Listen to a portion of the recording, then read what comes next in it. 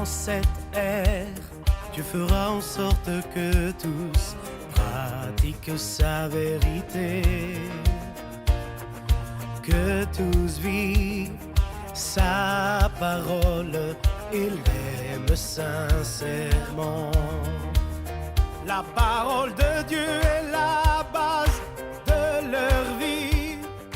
Tous ont un cœur. Au nom du Père et du Fils et du Saint-Esprit. Amen.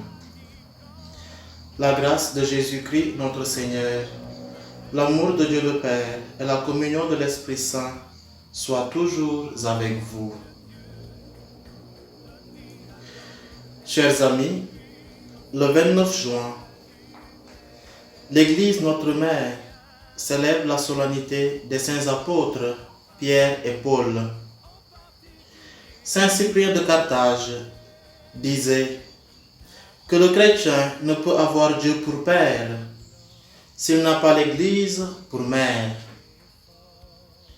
À travers cette célébration de la parole de Dieu, nous voulons en effet nous unir à notre Mère, qui honore en ce jour la mémoire de deux de ses fils, reconnus à juste titre comme les colonnes de l'Église de Rome et par ricochet de l'Église universelle, colonnes sur lesquelles s'est élevé harmonieusement le bel édifice de la Sainte Église et qui, malgré le poids de l'âge et les intempéries de tous ordres, conserve sa vitalité et son zèle dans l'annonce de la bonne nouvelle. Pierre et Paul, dans leur aventure spirituelle avec le Christ, nous enseignent à laisser Dieu poser son regard d'amour sur nous. Un regard qui n'accuse pas, mais redonne espoir. Un regard qui ne condamne pas, mais pardonne. Un regard qui n'enferme pas l'homme dans son péché, mais lui propose l'expérience de la grâce. Un regard miséricordieux. Disposons nos cœurs à accueillir la parole de Dieu, source de grâce dans l'aujourd'hui de notre vie.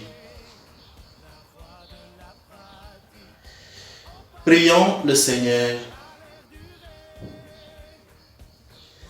Que la prière des saints apôtres Pierre et Paul vienne à notre aide, Seigneur. C'est par eux que ton Église a reçu les premiers bienfaits de ta grâce, qu'ils nous obtiennent maintenant les secours nécessaires à notre salut. Par Jésus-Christ, ton Fils unique, notre Seigneur et notre Dieu, qui règne avec toi et le Saint-Esprit, maintenant et pour les siècles des siècles. Amen. En cette ère, Dieu fera en sorte que tous pratiquent sa vérité, que tous vivent sa parole. Lecture du livre des Actes des Apôtres. À cette époque, le roi Hérode Agrippa se mit à maltraiter certains membres de l'Église. Il supprima Jacques, frère de Jean, en le faisant décapiter. Voyant que cette mesure était bien vue des Juifs, il décida une nouvelle arrestation, celle de Pierre. On était dans la semaine de la Pâque. Il le fit saisir, emprisonner et placer sous la garde de 4 escouades de 4 soldats. Il avait l'intention de le faire comparaître en présence du peuple après la fête. Tandis que Pierre était ainsi détenu, l'Église priait pour lui devant Dieu avec insistance. Hérode allait le faire comparaître. La nuit précédente, Pierre dormait entre 2 soldats. Il était attaché avec 2 chaînes et devant sa porte, des sentinelles montaient la garde. Tout à coup surgit l'ange du Seigneur et une lumière brilla dans la cellule. L'ange secoua Pierre, le réveilla et lui dit : « Lève-toi vite !» Les chaînes tombèrent de ses mains Alors l'ange lui dit, mets ta ceinture et tes sandales. Pierre obéit, et l'ange ajouta, mets ton manteau et suis-moi. Il sortit derrière lui, mais ce qui lui arrivait grâce à l'ange, il ne se rendait pas compte que c'était vrai. Il s'imaginait que c'était une vision. Passant devant un premier poste de garde, puis devant un second, ils arrivèrent à la porte en fer donnant sur la ville. Elle s'ouvrit toute seule devant eux. Une fois dehors, ils marchèrent dans une rue, puis brusquement, l'ange le quitta. Alors Pierre revient à lui et il dit, maintenant je me rends compte que c'est vrai. Le Seigneur a envoyé un ange et il m'a arraché aux mains d'Hérode et au sort que me souhaitait le peuple juif. Parole du Seigneur Tout-Puissant, nous rendons grâce à Dieu. En cette ère, Dieu fera en sorte que tous pratiquent sa vérité. De toutes leurs épreuves, Dieu délivre ses amis. Je bénirai le Seigneur en tout temps, sa louange sans cesse à mes lèvres. Je me glorifierai dans le Seigneur, que les pauvres m'entendent et soient en fête. Magnifiez avec moi le Seigneur, exaltons tous ensemble son nom. Je cherche le Seigneur, il me répond. De toutes mes frayeurs, il me délivre. Qui regarde vers lui resplendira, sans ombre ni trouble au visage. Un pauvre crie, le Seigneur entend. Il le sauve de toutes ses angoisses. L'ange du Seigneur campe alentour pour libérer ceux qui le craignent. Goûtez et voyez, le Seigneur est bon. Heureux qui trouvent en lui son refuge. De toutes leurs épreuves, Dieu délivre ses amis. Quand vous la mangez, sans elle vous ne trouverez pas la voie.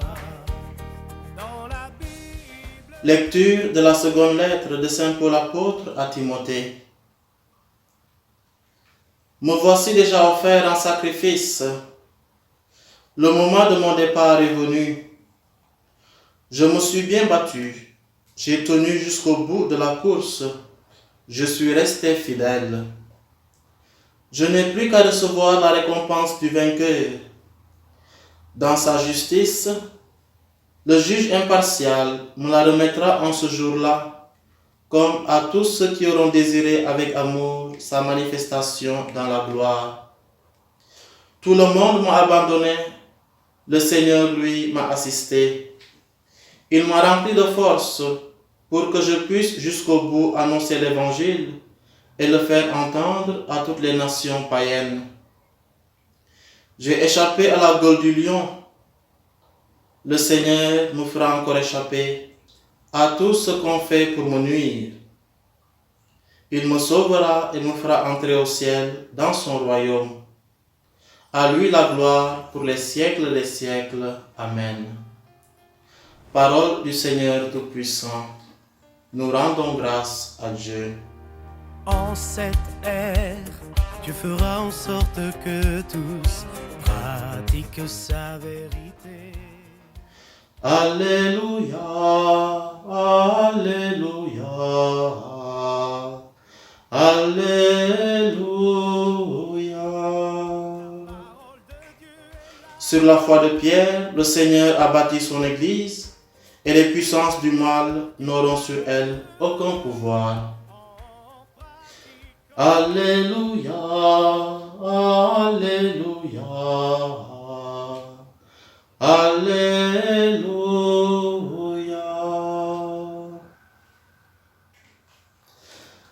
Le Seigneur soit avec vous. Évangile de Jésus-Christ selon saint Matthieu. Gloire à toi, Seigneur. Jésus était venu dans la région de Césarée de Philippe. Et il demandait à ses disciples, le Fils de l'homme, qui est-il d'après ce que disent les hommes? Ils répondirent, pour les uns il est Jean-Baptiste, pour d'autres Élie, pour d'autres encore Jérémie ou l'un des prophètes. Jésus leur dit, et vous, que dites-vous? Pour vous, qui suis-je? Prenant la parole, Simon-Pierre déclara, tu es le Messie, le Fils du Dieu vivant. Prenant la parole à son tour, Jésus lui déclara, heureux es-tu, Simon, fils de Jonas. Ce n'est pas la chair et le sang qui t'ont révélé cela, mais mon Père qui est aux cieux. Et moi, je te déclare, tu es Pierre, et sur cette pierre, je bâtirai mon église. Et la puissance de la mort ne l'emportera pas sur elle. Je te donnerai les clés du royaume des cieux. Tout ce que tu auras lié sur la terre sera lié dans les cieux, et tout ce que tu auras délié sur la terre sera délié dans les cieux. Acclamons la parole de Dieu. Louange à toi, Seigneur Jésus. En cette ère, Dieu fera en sorte que tous pratiquent sa vérité. Que tous vivent. Bien, chers amis, les lectures proposées à notre méditation en cette solennité des saints apôtres Pierre et Paul nous renseignent sur la nature de l'aventure spirituelle qu'ils ont vécue avec le Maître. Une aventure spirituelle certes exaltante, mais qui ne fut guère une sinécure, car émaillée d'épreuves et de souffrances. Pierre et Paul ont témoigné de l'Évangile jusqu'au don suprême de leur vie, en accueillant avec foi et espérance, mais aussi avec joie la grâce du martyre. Leur sang, pouvons-nous l'affirmer, en reprenant l'expression de Tertullien, leur sang est une semence de chrétiens. Pierre a eu l'honneur et le privilège d'avoir été choisi nommément par le Christ pour devenir son disciple. Il a eu le privilège d'avoir partagé les épisodes les plus intenses et les plus décisifs du Maître.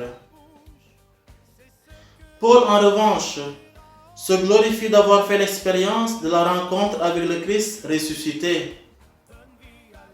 Et en raison du mandat reçu directement du Christ, s'arroge le titre d'apôtre des nations. Deux personnages avec un background ou un CV pas reluisant, pas convaincant, dirions-nous aujourd'hui. Pierre, un pécheur de profession, loin de l'élite intellectuelle et sujet de l'Empire romain. Paul, un pharisien cultivé et citoyen romain, persécuteur des disciples du Christ avant sa conversion advenue sur les routes de Damas. Face à ces deux profils, l'on est tenté de se poser les questions suivantes. Sur quels critères le Seigneur s'est-il basé pour poser son regard sur Pierre et Paul et leur confier une mission aussi noble? Qu'ont-ils fait d'extraordinaire pour mériter une telle confiance de la part du Seigneur? Voici, chers amis, le mystère que recouvre chaque vocation.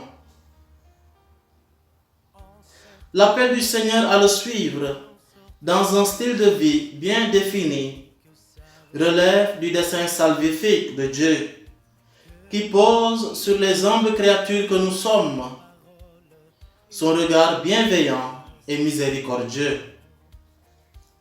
Le Seigneur ne choisit pas ceux qui sont capables, mais rend capables ceux qu'il a choisis par pure gratuité et dans sa bienveillance. Il n'a pas choisi Pierre et Paul parce qu'ils étaient meilleurs que leurs compères. Loin de là. Tous les deux ont eu à toucher du doigt leur misère humaine, tout en se laissant modeler par la grâce divine qui sanctifie et régénère. Pierre, humble disciple du Christ, qui nous a laissé en héritage de belles professions de foi. À qui irions-nous, Seigneur? Tu as les paroles de la vie éternelle. Ou encore celles rapportées dans l'évangile de ce jour. Tu es le Messie, le Fils du Dieu vivant. Ce même Pierre n'a-t-il pas entaché son image de disciple durant la Passion, en reniant le Maître et en l'abandonnant, au moment où ce dernier avait le plus besoin de soutien et de réconfort? Pierre ne fut-il pas parmi les premiers disciples, au lendemain de la crucifixion, à tout abandonner et à retourner à la case de départ, c'est-à-dire à sa profession de pécheur, habité par un sentiment d'échec? Pierre ne fut-il pas celui-là qui, malgré son triste et célèbre reniement, a su rebondir grâce au regard aimant du Seigneur pour lui témoigner son amour indéfectible? À la demande de Jésus, Simon, m'aimes-tu plus que ceci? Pierre saisit cette belle opportunité pour renaître des cendres de sa trahison, de son reniement, et répond avec sincérité: Seigneur, tu sais que je t'aime. Le Seigneur ne lui retient pas ses fautes. Il lui offre une nouvelle chance pour témoigner de lui. C'est sur ce pécheur repenti et pardonné que le Seigneur a bâti son Église, dont nous constituons les membres. Cette Église appelée à triompher devant les puissances du mal. Paul, l'apôtre des nations, n'a cessé non plus de magnifier la miséricorde du Seigneur envers son humble personne. Sa rencontre avec le Christ a changé le tournant de sa vie. De persécuteur du Christ et de ses disciples, il devient un persécuté à cause de sa foi en Christ ressuscité. Il devient son athlète, prêt à sillonner les pistes et à porter le témoin, l'Évangile, à ceux qui se disposent à prendre part à la course et à faire flotter le drapeau tricolore de la foi, de l'espérance et de la charité. Ayant bravé les obstacles de tout genre durant son périple missionnaire, Paul s'est montré endurant et persévérant. Il a su compter en celui qui pouvait le fortifier, notre Seigneur Jésus-Christ. De lui, il attend la récompense, la couronne de gloire. Chers frères et sœurs, en honorant ces deux colonnes de l'Église, c'est la grâce de Dieu que nous exaltons, sa miséricorde qui se déploie dans la faiblesse humaine que nous magnifions. Leurs riches enseignements et leur sang versé, en tant que valeureux témoins de l'Évangile, constituent le socle sur lequel l'Église naissante s'est construite et s'enracine. Christ a voulu lui-même bâtir son Église sur le roc, symbole de solidité. Pierre et Paul se sont montrés solides et enracinés dans l'Évangile, cimentés sur la pierre angulaire, Jésus lui-même. Leurs fragilités humaines et leurs limites n'ont ni freiné leurs ailes missionnaires, ni étouffé la grâce en eux. Le secret de leur ardeur et de leur zèle pour l'Évangile réside dans l'expérience inédite qu'ils ont faite de la rencontre avec le Christ ressuscité. Ce dernier ne pose pas sur eux un regard méprisant, un regard accusateur. Il les regarde avec tendresse et amour. Un regard qui n'est pas figé sur les erreurs du passé, sur les trahisons, les reniements de Pierre, encore moins les persécutions de Paul, mais plutôt un regard qui s'ouvre sur un nouvel horizon, sur une nouvelle relation d'amour et de confiance. En célébrant cette solennité, acceptons, chers amis, de laisser ce regard bienveillant du Seigneur se poser sur nous, pour nous aider à mieux comprendre le sens et la valeur de notre vie. Accueillons l'amour maternel de la Sainte Église pour nous relever de nos chutes et entreprendre le chemin de la conversion. Lorsque je suis faible, c'est alors que je suis fort, dira l'apôtre Paul, car il sait compter sur la grâce du Seigneur pour se relever. Cette solennité est l'occasion pour nous de prendre conscience que nous devons plus que jamais nous agripper à ces colonnes, à ces modèles de foi et imiter leur exemple dans notre contexte d'aujourd'hui pour rester fortement enracinés en Christ. Chers fidèles, chers baptisés, le Seigneur t'invite à être cette colonne qui soutient la marche de ton église diocésaine, paroissiale, de ta communauté ecclésiale de base, de ton mouvement d'action catholique ou association, ta famille, ta cité. Le Seigneur ne t'a pas choisi comme disciple, comme ami, parce que tu es capable. Il ne t'a pas appelé à occuper des responsabilités parce que tu es meilleur que tes frères et sœurs en Église. Sache que c'est lui qui te rendra capable. C'est lui qui te rend capable aujourd'hui parce qu'il t'a choisi et t'a confié une mission. Mets ta confiance dans le Seigneur, à l'instar des apôtres Pierre et Paul, et laisse germer en toi les fruits de la grâce divine. Vierge glorieuse, Notre-Dame de Morolan, tu as choisi cette colline depuis plus d'un siècle pour y être honorée d'un culte spécial. Jette ton regard sur cette terre, sur notre pays et sur le monde entier. Par ton intercession et par la bonté de ton Fils Jésus-Christ, notre Seigneur, ceux et celles qui ont imploré votre assistance ont trouvé grâce, réconfort et consolation. Tu as fait revenir en eux la joie et la fête, comme aux noces de Cana en Galilée. En ce moment où l'humanité entière subit la pandémie du coronavirus, nous levons les yeux vers toi. Nous avons besoin de ton aide maternelle. Au pied de la croix de ton Fils Jésus, tu as partagé sa douleur.